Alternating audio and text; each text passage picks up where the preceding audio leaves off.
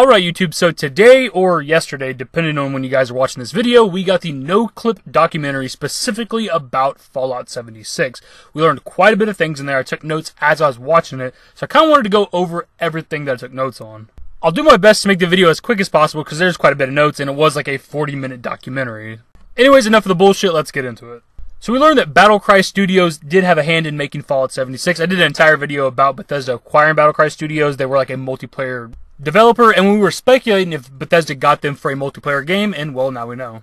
Todd Howard did confirm that Fallout 76 is built off of the potential multiplayer for Fallout 4. That was one of the big rumors surrounding Fallout 76, and we actually got confirmation on that. The game is still on the same engine they've been using since Morrowind, which we kind of assumed that anyways, but I was hoping that there might be a new engine with this game, but apparently there's not. We did learn that there will be a somewhat human faction in the game that are intelligent ghouls called the Scorch, which I think is to make up for the lack of NPCs in the game, so maybe that's where we'll get some of our quests and things from. We were told that there's around 63 different enemies in this game, which of course is a mixture of a lot of pretty much all the old enemies that we know, probably, ghouls, super mutants, Deathclaw, things like that. But yeah, and apparently a bunch of new ones if there's 63 different enemies. That's kind of cool. I'm looking forward to that.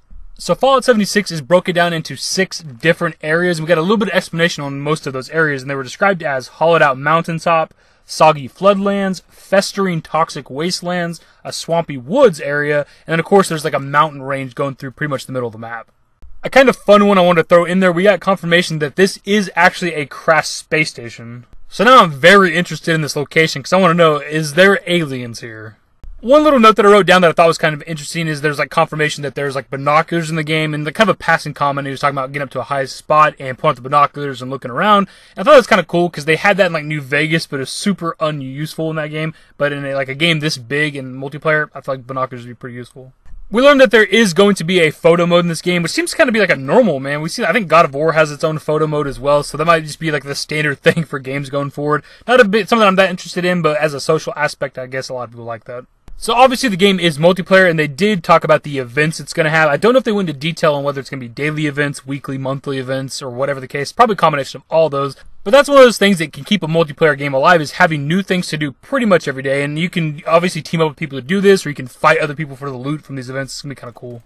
Kind of more on the multiplayer event stuff, they talk about public workshops where you get fight monsters to get access to the area, and it has more more resources for building and crafting things. Now, it is called a public workshop, so I'm assuming everybody has access to it on the server once the area is clear, but you also still have that mobile camp thing that you can build and craft stuff with as well.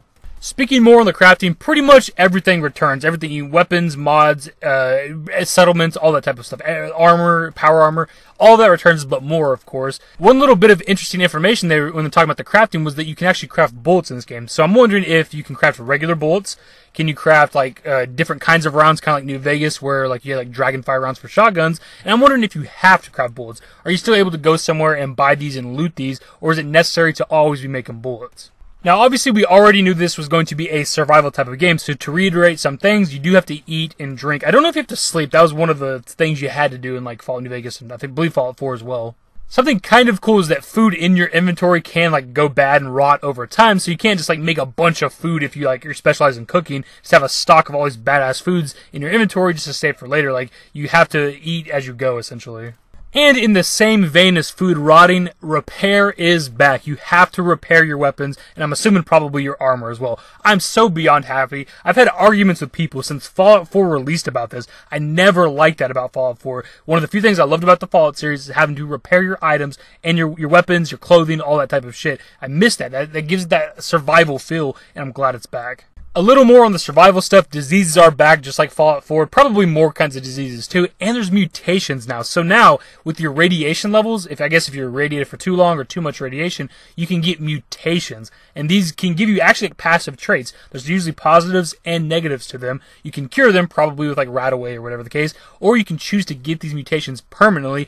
And some are visually changing the way your character looks. I'm super excited to learn more about these. Something a lot of people were wondering, because of the crafting being such a major element to this game and the lack of NPCs, could we sell to other players? And it turns out you fucking can. They were talking about food, you whipping up some badass food with good buffs and just selling it to another player, and it's such a major thing that they didn't talk more about, and this is pretty cool.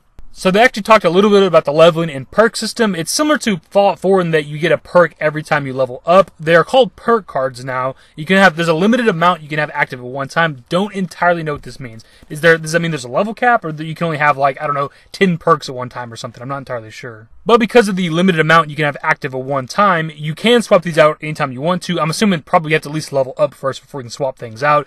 And you can share perk cards amongst a party. So if you're in a team of 4, you could get your specific ones, your friends could get theirs, like a medic thing, combat thing, building, crafting things, and you could all have those shared if you're in a party together one time. And it's going to be kind of cool, man. This promotes role-playing a lot. Another kind of quick but interesting one is they talked about the potential of having a robot vendor specific to you. I don't know how this works. Can you just summon them anytime? Do you just place them somewhere and go up to them? But you can have your own robot specifically for you, I guess, to sell and buy things with. If you guys remember with the Jeff Keighley interview, Todd Howard was talking about incentives for players, for aggressive players and non-aggressive players. And they mentioned in this documentary a wanted level as what they called it for aggressive players. So I'm curious if it's not something like GTA Online. So if you're the guy running around killing everybody, you get more accentuated on the player map and people get rewards for killing you. So a couple more bits about the multiplayer stuff. It looks like as of right now, it'll be 24 player servers, but they did kind of mention 24 to 32, so maybe it's a number they're trying to mess with and see what's good. Now that number might seem like a lot or a little depending on how you feel about it, because it is a Fallout game. We're not used to having other players with us. But if you take a look at GTA Online, it's just an example I keep using, even on modern consoles, they bumped it up to 32 players, if I'm not mistaken, 30 to 32 players. And I have played a lot of that game. You don't often see other people unless they're specifically coming after you or you're going after them. So I think with 24 to 32 players on a game with a map that's going to be 4 times the size of Fallout 4, I don't think the other players are going to matter that much, honestly. Unless, of course, you're going after them specifically or they're coming after you. Now, something else that's kind of interesting is, as of right now, it looks like you're going to be able to pull up the map and see the other players, see where everybody is all at once. Now, the Bethesda employee talking about this at that time was pretty apprehensive. This was Todd Howard's idea. This is what he wanted. So, for better or worse, you can see each other at all times. We suspected from the gameplay that we have seen that the teams would cap out at 4 players apiece, and of course that is confirmed. That's what it is. So you can have up to 3 friends with you. I made a passing joke, I believe, in the last video about Fallout 76 having Team Deathmatch, and it actually turns out that is a mode they are working on. I don't know exactly how it's going to work. Maybe they place you in just a specific location, specific city, or whatever the case, but they are kind of working on a Team Deathmatch for this game, and I'll be honest, I'm actually pretty intrigued by that. So they talked a little bit about the end game of Fallout 76. Obviously, other multiplayer games like Destiny, for instance, or Warframe, they get kind of boring after a while, and this is where the Scorched Beast and the nuke codes come in. If you remember the nuke codes from, I believe, the E3 conference.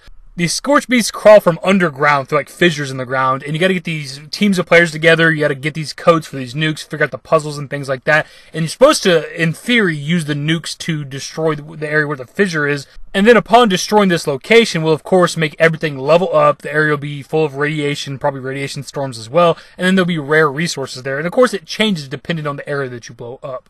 Now, upon talking about this in-game stuff, they actually mentioned the legendary loot system being back, I guess, from Fallout 4, but I hope it's a little bit better than that and not as so randomized. But this is kind of cool because this is what you would expect from a multiplayer RPG game, is loot drops. So maybe there'll be boss fights and raids and things like that we can do with our friends. And the last stuff of interest from this documentary is that, of course, the game is going to be full price, $60 or wherever, depending on wherever you live at. But they plan from launch for years to come to have just free updates. But there will, of course, be microtransactions, which are going to be cosmetic only, but that you can still earn in-game. Now, I know that's going to piss off a lot of people, even more than just a multiplayer Fallout, but this is not Activision and or Call of Duty. I trust Bethesda that this will be cosmetic only. Now, these particular microtransactions, which I have zero problem with, I do not care about cosmetic-only microtransactions. Spend your money however you want, but these will be used to support the servers for this game and, of course, be able to give us free updates, because if they're making money off these microtransactions, they can keep the servers going and they can keep pumping out free updates for us. And lastly, they spoke about updates for this game, and now they want to have 2 separate teams, one pumping out the quicker updates, the fixes and bugs and things like that, and smaller little updates, and they want to have one other team working on the bigger stuff, which I'd assume would be the equivalent of DLCs, add-ons, expansions, whatever that is. They talk about how a game live and dies by the updates, and especially when it comes to a multiplayer game, you have to get rid of glitches and bugs and exploits and things like that, or whatever is broken about the game. So it's good to know that they have plans to update this game as often as possible and as quickly as possible to fix whatever might be wrong. And that is pretty much everything we learned about Fallout 76 from this no-clip documentary. You're looking at a 40-minute documentary that's about 33 minutes of nothing but Fallout 76, so it's very possible that I missed out on some things or something that somebody else would have taken note of. So let me know in the comments below what you think of everything we discussed. And if you did happen to watch the documentary and something else stood out to you that we did not talk about in this video, let me know what you think about that in the comments below. I tried to make it as quick as I could, my dudes, but damn, there was a lot of information in this documentary. But hopefully you guys went on to enjoy the video, and if you did, give it a thumbs up. Subscribe to the channel if you guys are new. Turn on notifications. Follow me on Twitter at TheDashingDavid. Links to my social networks are in the description and in the outro. Later, guys. Give me forever for a while, quit acting like a baby, or at least less like